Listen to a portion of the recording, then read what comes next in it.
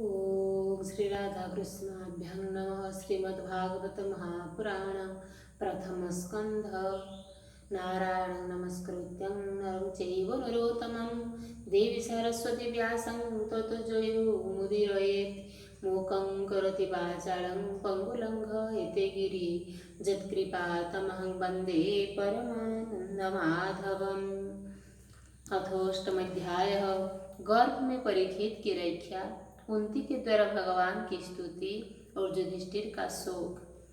सूत जी कहते हैं, इसके बाद पांडव श्री कृष्ण के साथ जलांजलि के इच्छुक मरे हुए स्वजनों का तर्पण करने के लिए स्त्रियों को आगे करके गंगा तट पर गए। वहाँ उन सब ने मृत बंधुओं का जलदान दिया और उनके गुणों का स्मरण करके बहुत विलाप किया। तदनंतर भगवान के चरण कमलों की धूलि से पवित्र गंगा जल में पुनः स्नान किया।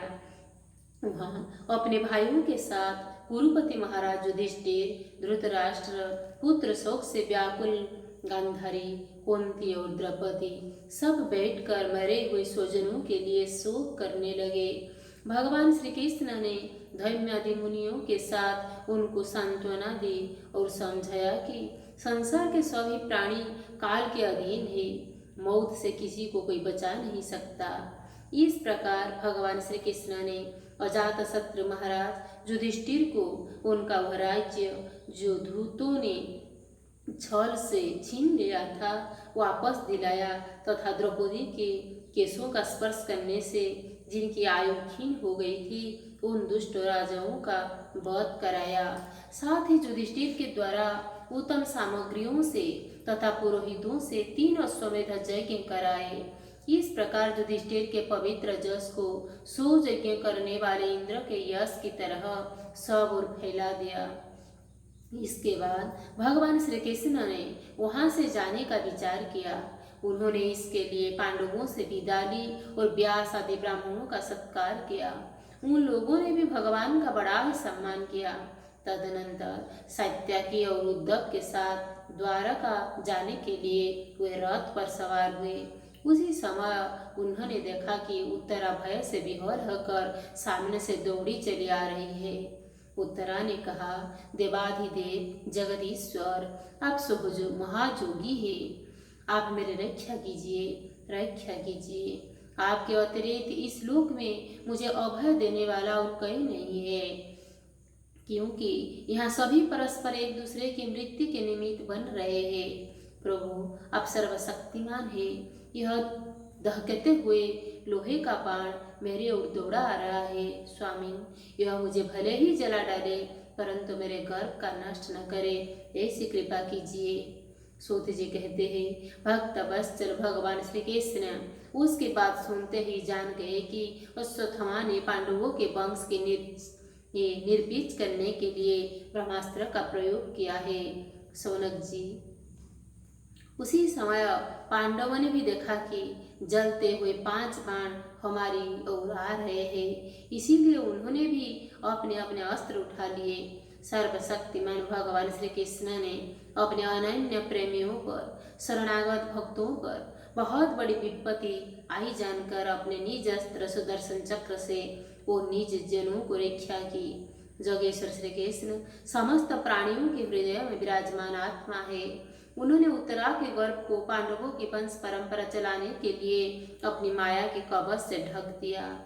सोनक जी, यद्यपि ब्रह्मास्त्र अमोघ है और उसके निवारण का कोई उपाय भी नहीं है, फिर भी भगवान श्री कृष्ण के तेज के सामने आकर वो शांत हो गया। यह कोई आश्चर्य की बात नहीं समझनी चाहिए, क्योंकि भगवान तो सर्व आश्चर्यमय है। वही अपने निज शक्ति माया से स्वयं अजन्मा होकर भी इस संसार की सृष्टि, रक्षा और संहार करते हैं।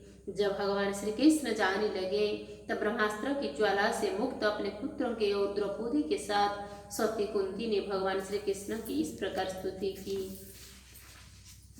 कुंती ने कहा, आप समस्त जीवों के बाहर और भीतर एक रस स्थित है, फिर भी इंद्रियों और वृत्तियों से देख नहीं जाते, क्योंकि आप प्रकृति से परे आदि पुरुष परमेश्वर है।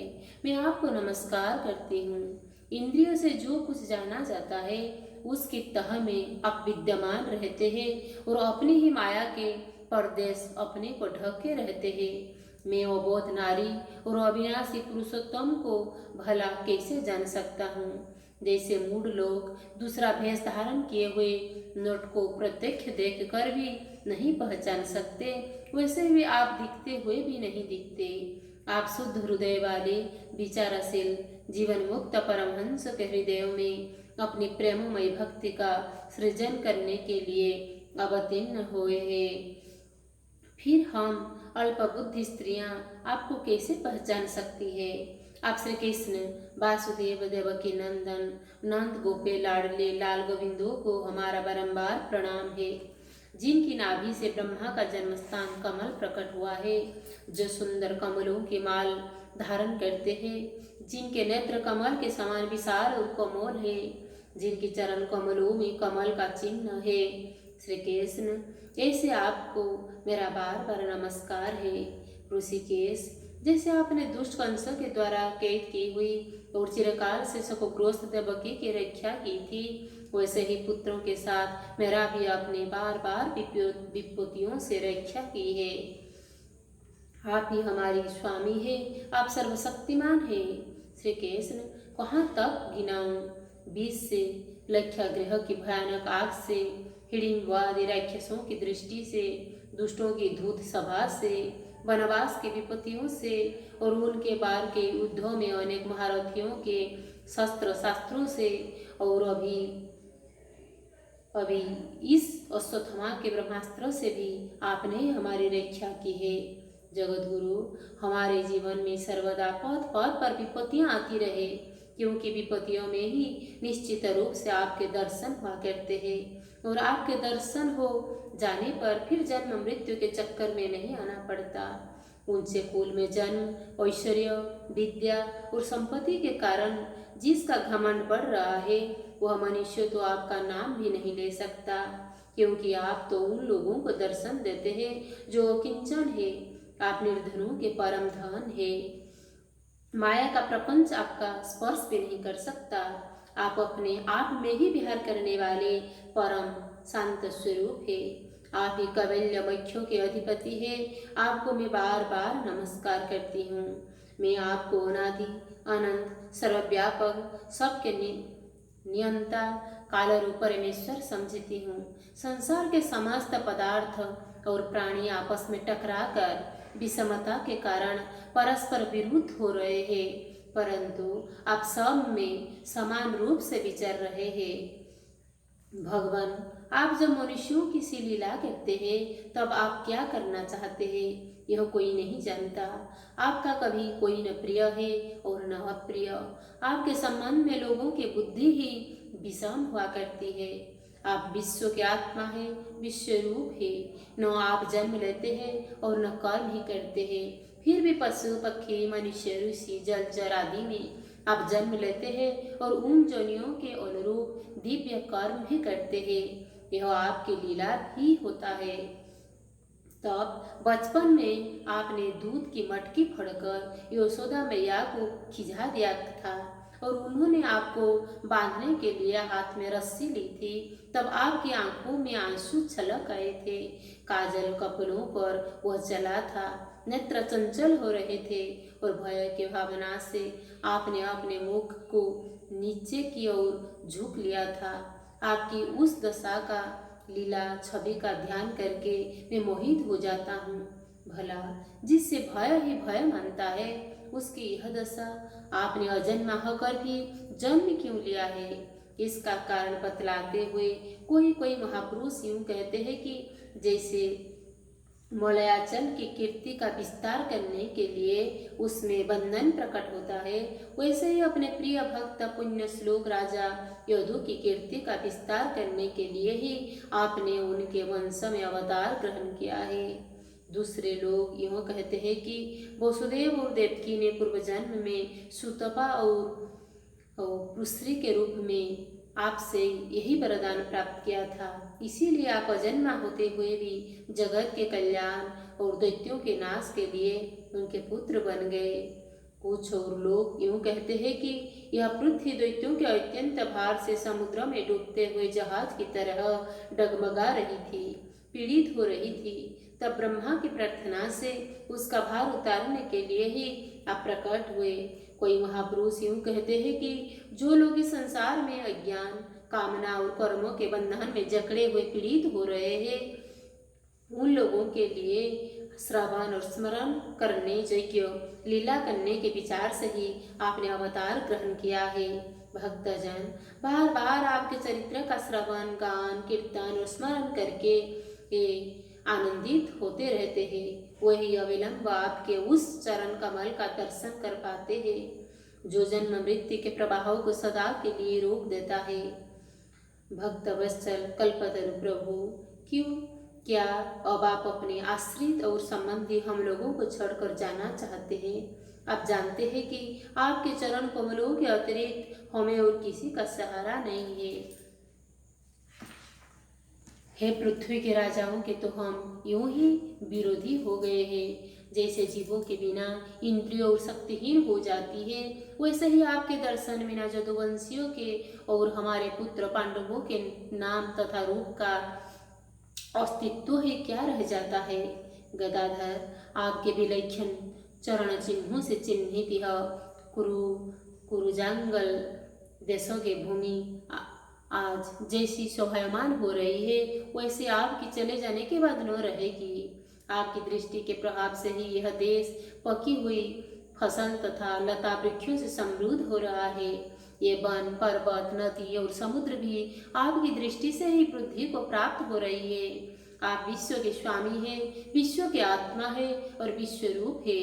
जदुवंशियों और पांडवों में मेरी बड़ी ममता हो गई है। आप कृपा करके स्वजनों के साथ जोड़े हुए इस स्नेह के दृढ़ फांसी को काट दीजिए। श्री कृष्ण, जैसे गंगा की अखंड धारा समुद्रों में गिरती रहती है, वैसे ही मेरी बुद्धि किसी दूसरी ओर न जानकर आपसे ही निरंतर प्रेम करती रहे।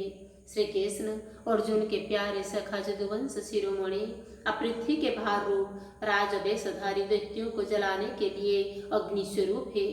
आपकी शक्ति अनंत है।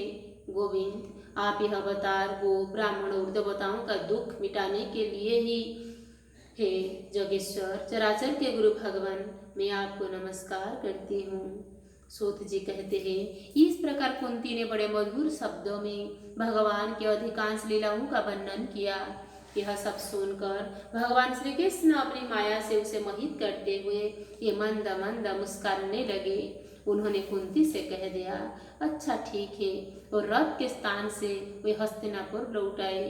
वहाँ कुंती और सुभद्रा आदि देवियों से विदा लेकर जब वे जाने लगे, तब राजा युधिष्ठिर ने बड़े प्रेम से उन्हें रोक लिया। राजा युधिष्ठिर को अपने भाई बंधुओं के मारे जाने का बड़ा शोक हो रहा था। भगवान की लीला का मर्म जानने वाले व्यास आदि महर्षियों ने और स्वयं अद्भुत चरित्र करने वाले भगवान श्री कृष्ण ने भी उनके इतिहास कहकर उन्हें समझाने की बहुत चेष्टा की, परंतु उन्हें सांत्वना न मिली। उनका शौक न मिटा। सनकादि ऋषियों, धर्मपुत्र राजा युधिष्ठिर को अपने स्वजनों के बाद से बड़ी चिंता हुई। वे अविवेक युक्त चित्त से स्नेह और मोह के वश में होकर कहने लगे, भला मूर्छे दुरात्मा के हृदय में बद्धमूल हुए इस ज्ञान को तो देखो। मैंने सियार कुत्तों के आहार इस अनात्मा शरीर के लिए अनेक औख्यहीन निशाना का नाश कर डाला। मैंने बालक, ब्राह्मण, संबंधी, मित्र, चाचा, ताऊ, भाई, बंधु और गुरुजनों से द्रोह किया है। करोड़ों वर्षों से भी नरकों से मेरा छुटकारा नहीं मिल सकता। यद्यपि शास्त्रों का वचन है कि राजा यदि प्रजा का पालन करने के लिए धर्म युद्ध में शत्रुओं का मारे तो उसे पाप नहीं लगता, फिर भी इससे मुझे संतोष नहीं होता। स्त्रियों के पति और भाई बंधुओं का मारने से उनका मोरे द्वारा यहाँ जो अपराध हुआ है, उसका मैं गृहस्थोचित यज्ञ जगादि के द्वारा मार्जन करने में समर्थ नहीं हूँ।